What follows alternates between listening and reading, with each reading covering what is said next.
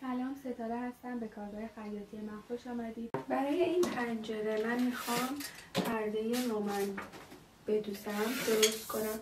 برای اندازه گیری میام در 3 مرحله عرض پنجره رو اندازه میگیرم، عرض درگاهی، چون میخوام پرده رومنم داخل قرار بگیره.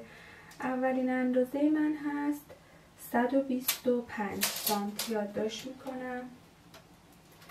بعد وسط پنجره رو اندازه میگیرم 125 و بعد قسمت بالا رو اندازه میگیرم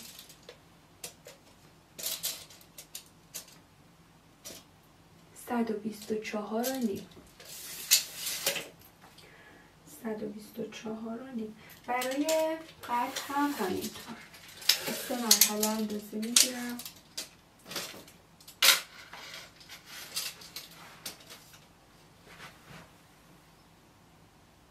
103 و نیم.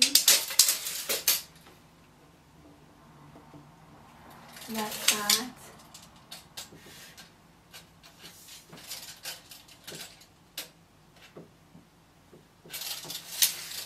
103 و نیم و این قسمت 103. خب ما در 3 مرحله این اندازه گیری رو انجام دادیم برای عرض و قد پرده. میایم از هر کدوم از این اندازه ها که 3 تا سایز داریم کوچکترین ها رو برمیداریم. عدد کوچکتر میشه ابعاد قاب پنجره ما. ما داریم 125 125 124 و نیم که 124 و نیم رو برمیداریم و برای قد داریم 103 و نیم 103 و نیم و 103 که 103 رو برمیداریم. برای اندازه افقی پرده یعنی اندازه گیری که از سمت چپ تا راست اندازه گرفته میشه، میتونیم نیم سانت از اندازه اصلیمون کم کنیم. برای اینکه کناره های پرده رومنمون به لبه دیوار نچسبه میتونیم نیم سانت از اندازه کلیمون کم کنیم، یعنی 124 و نیممون رو 124 در نظر بگیریم با قد 103. برای طرح پایین پرده رومنمون هر هلال حاشیه‌ای که در نظرتون باشه میتونید طراحی کنید و روی پردهتون اجرا کنید. به اندازه نصف عرض پنجره نیاز به یک کاغذ الگو یا مقوا داریم برای اینکه این طرحمون رو به صورت نصفه طراحی کنیم و بعد روی پارچمون که خواستیم انجام بدیم یک بار سمت چپ رو میکشیم و انتقالش میدیم، برعکس میکنیم، یک بار سمت راست رو میکشیم. در این صورت ما یک طرح کامل برای پایین پرده رومنمون داریم. از کاغذ شطرنجی میتونید استفاده کنید برای کشیدن الگو، شاید براتون راحت تر باشه، یا کاغذ الگو و یا اینکه از کارتون مقوایی اگر در دسترستون باشه میتونید این الگو رو درآورید و نگه دارید که برای دفعات از اون استفاده کنید. عرض پنجره من 124 هست، نصف اون میشه 62 سانت. من به 62 سانت کاغذ الگو نیاز دارم. خب این نصف اندازه عرض پنجره من هست که باید الگوی پایین پنجرم رو روی این در بیارم. روی اندازه نصف عرض پنجرم من شروع میکنم به طراحی کردن. یه علامت 6 سانتی میزنم، میگم من این هلالم نمیخوام بالاتر از 6 سانت بره. زیر هلالم تا این اندازه میخوام خالی بشه، بیشتر نره. اینجا رو قسمت دولای پارچم در نظر میگیرم، یعنی نقطه وسط رومن من میشه. پس اینجا رو نوک تیز میرم. هر طرحی که بخوام میتونم اینجا اجرا کنم. من میخوام اینجا یه هلال باشه، هلالم بیاد پایین، در اینجا بره بالا، دوباره بیاد پایین. ولی این قسمت آخر رو نمیخوام تیز باشه، یه چند سانتی میام جلوتر و جلوتر تموم میکنم. این هلالم رو نمیخوام به تیزی این وسط باشه. حالا این هلالا رو مرتبش میکنم، گردترش میکنم، هر جوری که دوست دارم باشه طراحیش میکنم.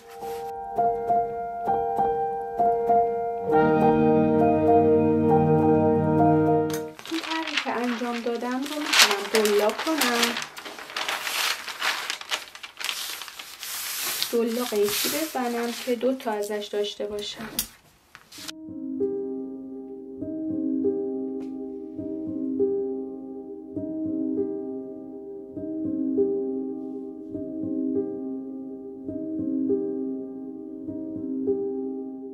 خب حالا میریم که این الگو رو روی پارچه اجرا کنیم.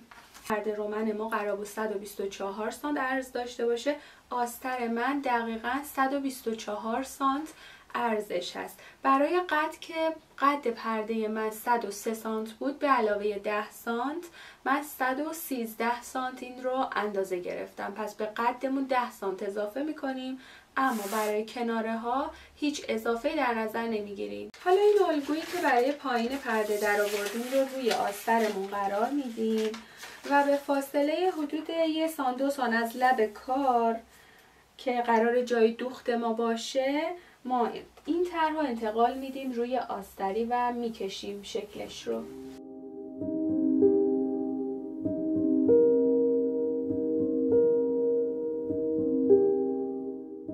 به این شکل طرح ما پایین آستریمون کشیده شد.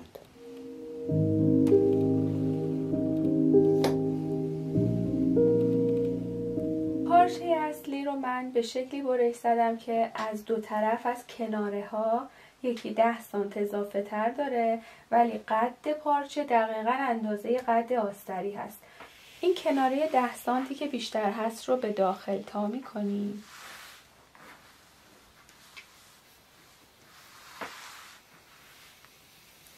و اتو می‌کنیم.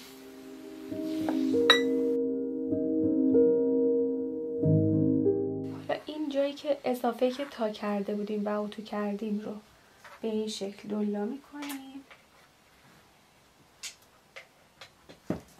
لبش رو داخل میدیم و دوباره اتو می‌کنیم.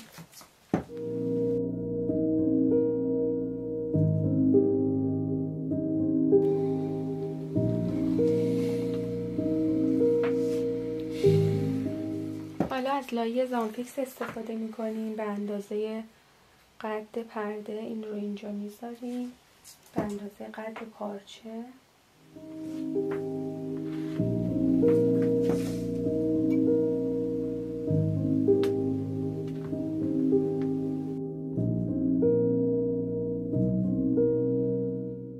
و اتو میکنیم تا لب پرده به وسیله لایه زانفیکس به هم بچسبه کامل.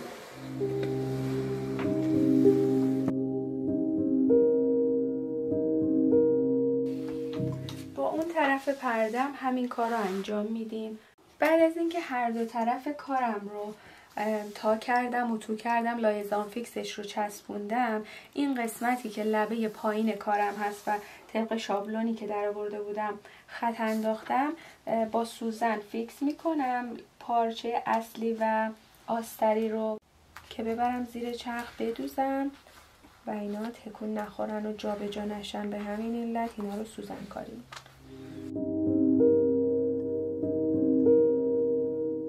این قسمت کارم چون پارچه اصلی برگشته روی آستری، این خط الگوم رو گم کردم. میتونم دوباره از الگوم کمک بگیرم و این خط رو بکشم.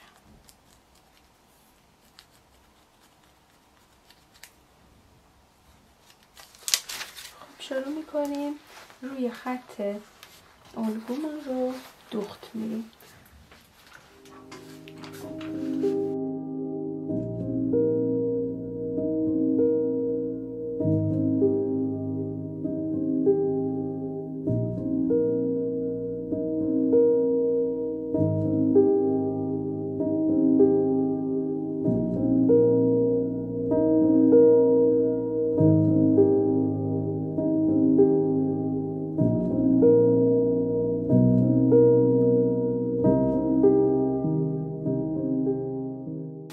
خط دوختم رو به فاصله 1 سانتیمتر قیچی میکنم و بعد زیگزال میزنم.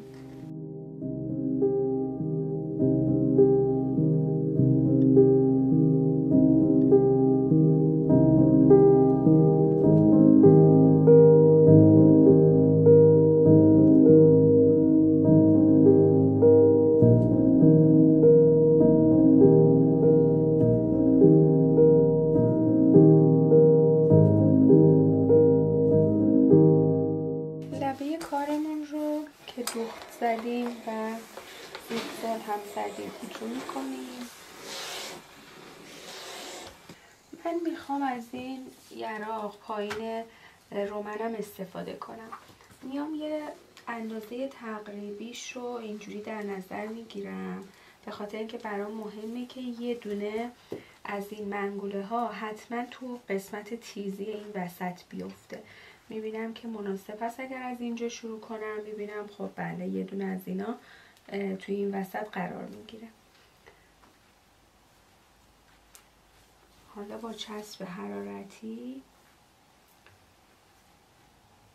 شروع میکنم به چسبوندن این یراق.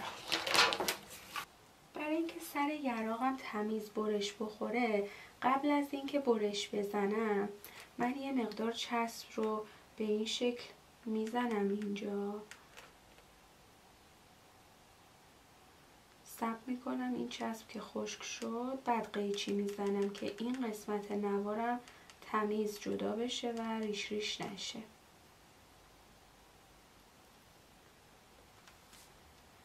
وقتی این چسب خوش بشه و بعد من قیچی کنم، دیگه سر نوار من خیلی مرتب جدا میشه و ریش ریش نمیشه که در بره. از همین چسبی که زدم قیچی میکنم. حالا شروع میکنم چسب رو میزنم به پارچه روی خط دوختم، دقیقا روی خط دوختم یا لبه بالایی خط دوختم چسبم رو میزنم و نوارم رو میذارم.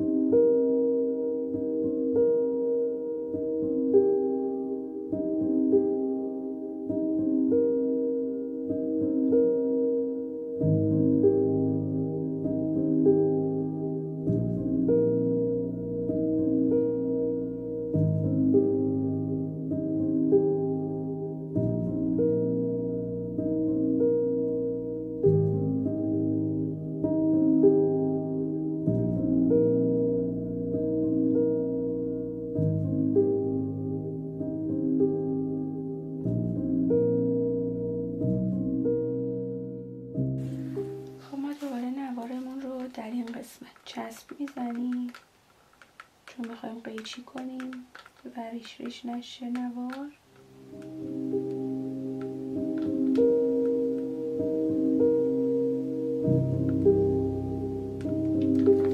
میذاریم تا خوش بشه و بعد از روش قیچی میکنیم. وقتی چسبمون خوش شد، نوارمون از جایی که میخوایم قیچی میکنیم و به این شکل نوارمون خیلی مرتب جدا میشه بدون اینکه ریش ریش بشه.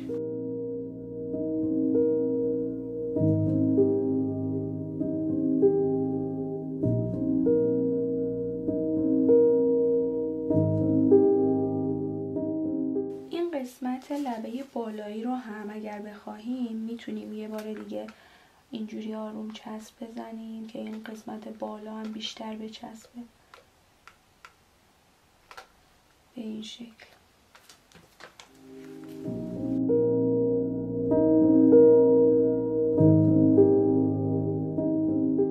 حالا وقت قد زدن پرده رومنمون هست. من میخوام قد این پردم طوری باشه که وقتی این پرده رو نصب میکنم این منگوله های من هم این منگوله هایی که نواری که پایینش دوختم وقتی پرده کاملا بازه منگوله ها روی زمین نیفتن، روی لبه تاقچه پنجرم نیفتن. یعنی قد 103 سانتم و دقیقا میخوام از منگوله ها حساب کنم. اگه من 103 سانت رو از پارچه حساب کنم، از نوک این پارچه حساب کنم، وقتی پرده رو کاملا باز میکنم این یراق میفته روی لبه پنجره. پس برای اینکه یراق کاملا صاف بیسته من میام قد پنجرم رو از یراقم حساب میکنم و 103 سانت رو از اونجا علامت میزنم.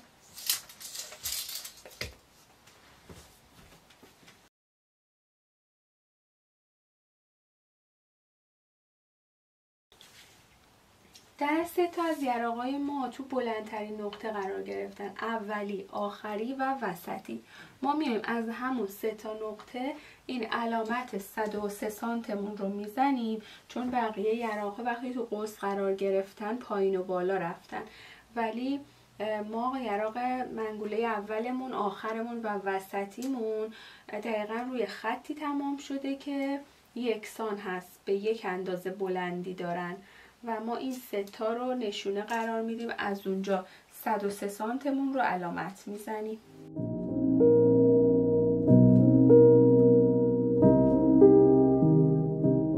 به این شکل ما مترمون رو از سر منگوله قرار میدیم، چون میخوایم قدمون رو از اینجا حساب کنیم و 103 سانتمون رو قد پردمون رو از اونجا حساب میکنیم.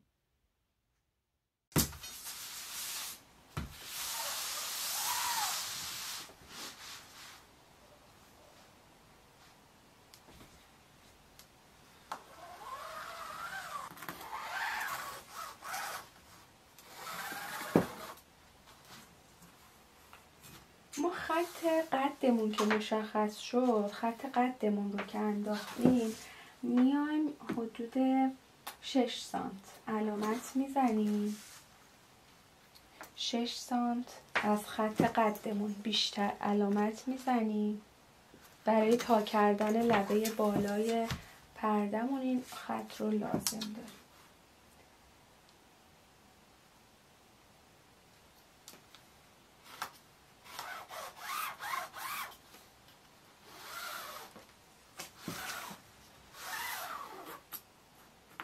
این اضافه رو برش میزنیم.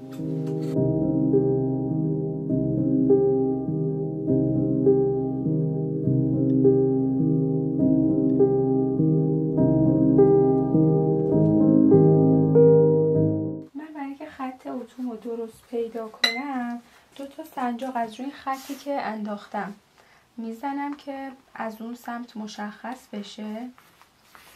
بعد این رو برمیگردونم روی خطای سنجاقی که زدم، سوزنی که زدم.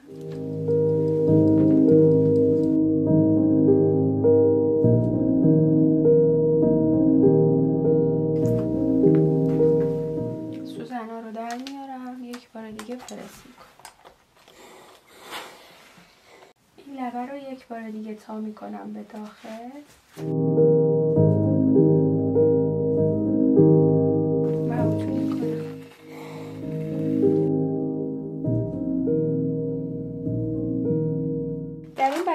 کیف پرده رومن که حاضری تهیه میکنی و پرده قرار روی این نصب بشه،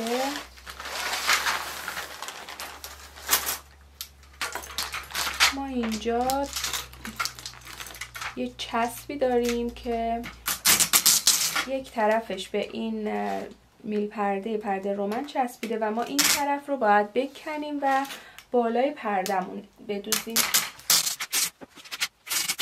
مابقی رو کنار میذاریم. ما الان با این قسمت کار داریم. این چسب قراره اینجا دوخته بشه. اندازه عرض پنجره من 124 سانت بود، ولی کیت پرده رومن من 120 سانته.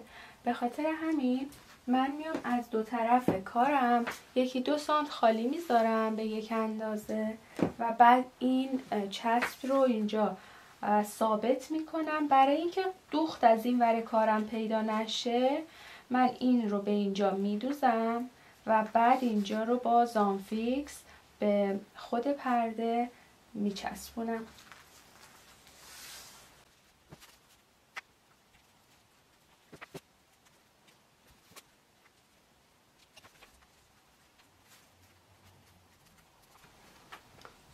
چسب رو من به این شکل به پرده با سنجاق زدم، ولی هنوز لبه رو ندوختم، وصل نکردم. اول این چسب رو میدوزم برای اینکه جای دوختم از این ور پرده مشخص نشه. این چسب رو میدوزم، بعد با زانفیکس این دوتا رو به هم وصل میکنم.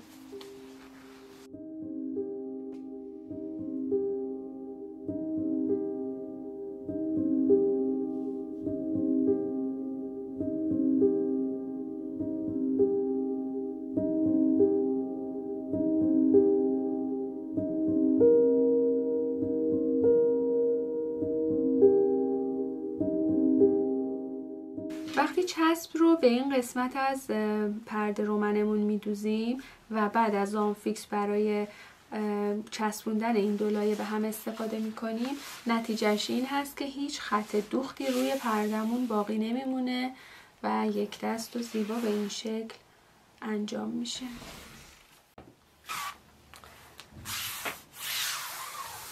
حالا چسب زانفیکسمون رو قرار میدیم روی لبه.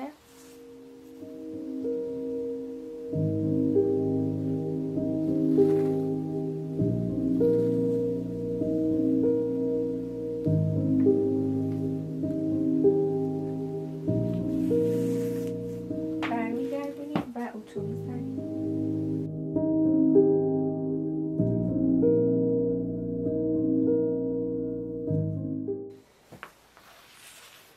این هم لبه کار.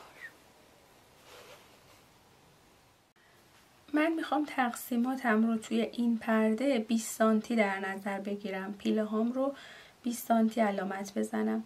اولی رو به علاوه 5 سانت علامت میزنم، یعنی 25 سانت و مابقی رو 20 سانت، یعنی 25 45 65 و 85.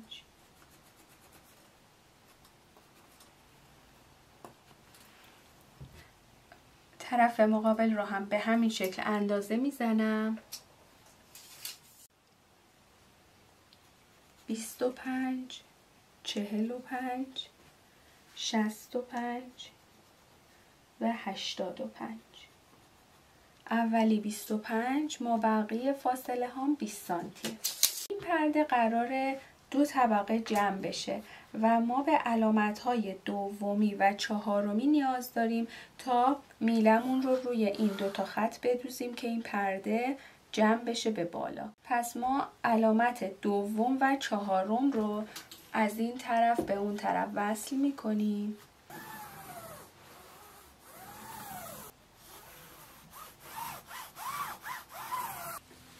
حالا از این نوارایی که همراه کیت پرده رومنمون میاد برمیداریم و به این قسمت روی این خطایی که به هم وصل کردیم سنجاق میکنیم و میدوزیم.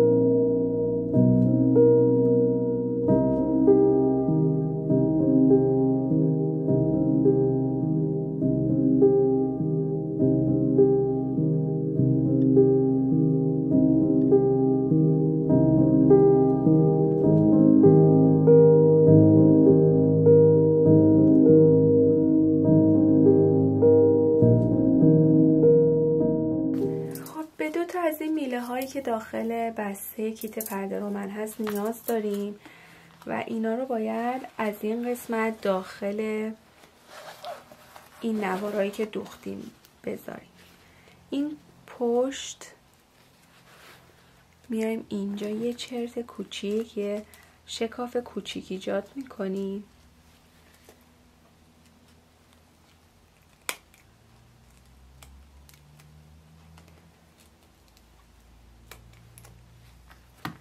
اینجا یه شکاف کوچیک ایجاد میکنیم که این میله از این قسمت بره داخل.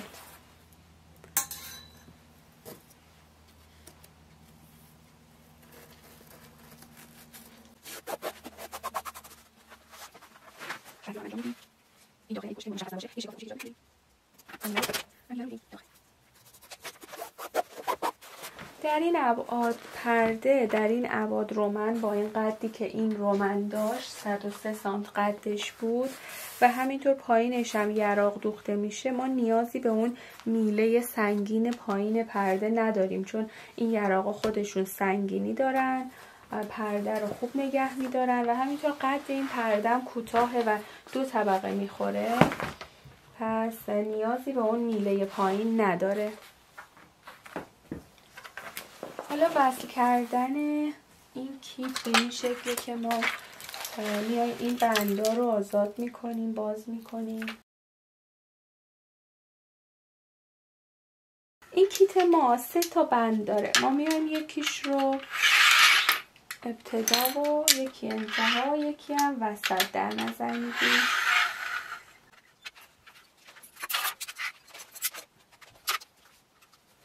این چسب رو میچسبونیم روی کیتمون، روی چسبی که روی کیتمون داشتیم چسب رو میچسبونیم. در حالت کشیده قشنگ میکشیم پرده رو.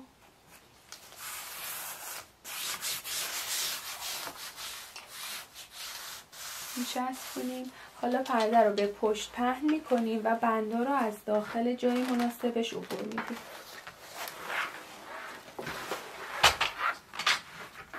خب من نگاه میکنم که این بند باید از کدوم یکی از این جاها عبور کنه که صاف بیاد تا پایین. این هست.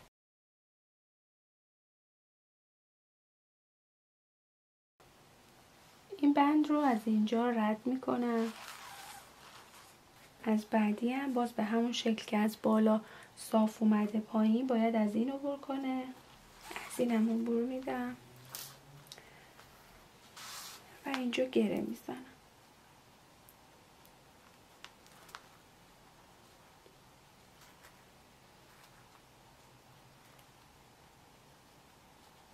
این گره رو خیلی کور نمی کنم، چند تا گره بزنم. این بندم یه مقدار جا میذارم برای اینکه وقتی نصبش میکنم میخوام مطمئن شم که جای درستی قرار گرفته و اگر نیاز باشه که این بند جا به جا بشه بتونم اونو انجام بدم. 2 تا بند دیگر رو هم به همین شکل که از بالا تا پایین صاف عبور کنه این کار رو تکرار میکنم.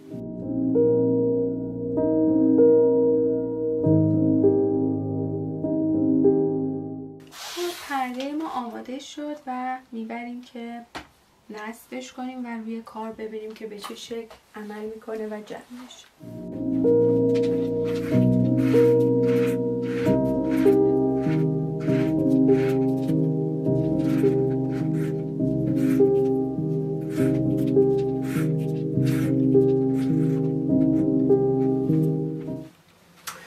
کار پرده رومن ما در اینجا به اتمام رسید. امیدوارم که براتون کاربردی باشه، بدوزید و از اون لذت ببرید. اگر سوال و مسئله‌ای بود در کامنت ها برای من بنویسید. خیلی خوشحال میشم. برای حمایت از من کانال رو سابسکرایب کنید و زنگوله رو بفشارید تا هر موقع ویدیو جدیدی از من منتشر شد با خبر بشید. سلامت و شاد باشید. خدا نگهدار.